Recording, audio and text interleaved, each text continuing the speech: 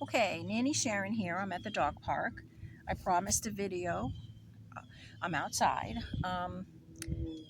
talking about dog parks, the benefits and the positive and the negative. Okay. So, positive for the dog is a lot of dogs have separation anxiety and a lot of other symptoms of lack of exercise. Lack of exercise is a death to the dog spirit and to the dog soul. So one of the first things you need to do is definitely get them to exercise. Exercise is great. You can do it alone or you can do it at a park. The good things about the park is you can actually have little coffee clutches. There are different people that come so that you can meet, have coffee, and let your dogs play together. But there's a couple of things you need to know, first positive and then negative. So the positive about going to the dog park is you not only are going to have a socialization for the dog to meet other dogs, but you're also going to have exercise, which takes the edge off a lot of dogs, helps with their anxiety. And then after a while, if you just say, do you want to go to the dog park? Do you want to go? They hop right up. They get very excited and they do want to go. They love to go. And you can play ball in there. They can run and play with other dogs. It learns socialization, takes the edge off the energy levels. This is great for labs, big breeds, Burmese mountain dogs, anything like that. So companionship for the dogs, exercise, and the de-stress. So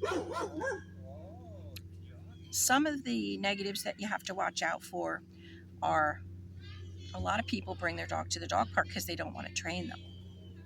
So they let the intermingling between the pets train each other. Now there's little nips and rolls and things that they do, and 90% of the time these nips and rolls are harmless.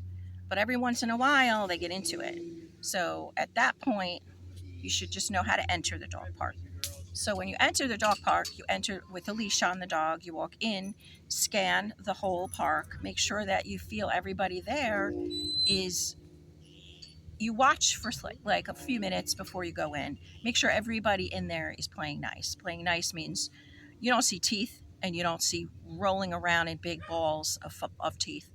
So yes, can aggression happen? Yes. Can there be fighting? Yes.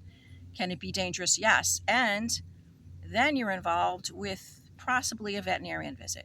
So good things to keep in mind when going to the dog park is scan the park. There is a small dog side and there's a big dog side. So the small dog is generally for the little ones. The big side is for the big dogs. So there's balls and toys allowed in the area. There's always fresh water, sometimes a little pool. So you can always, especially in Florida, they have to have water. So that's really important.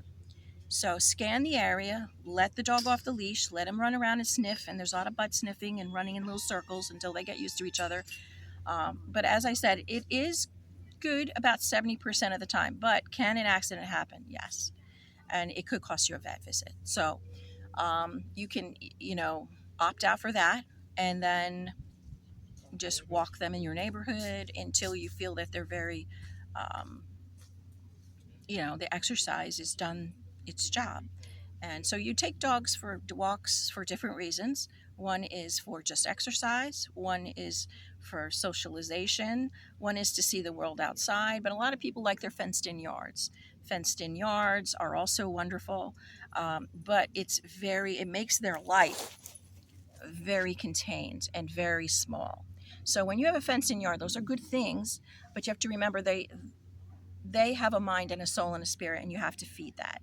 So how you feed that on trips in the car, and this also has to do with the bonding. Going to the bonding has to do with the dog park. It has to do with riding in the car.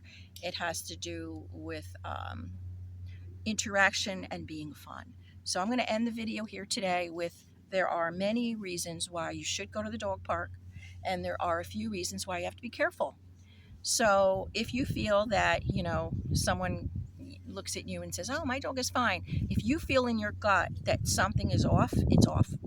Do not take a risk with that. Just put a leash back on the dog and say, I'll come another day. Or you try different dog parks. So your area should always have quite a few different dog parks so you can try them all.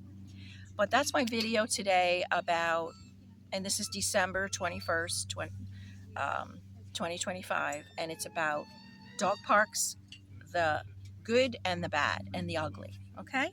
Bye now.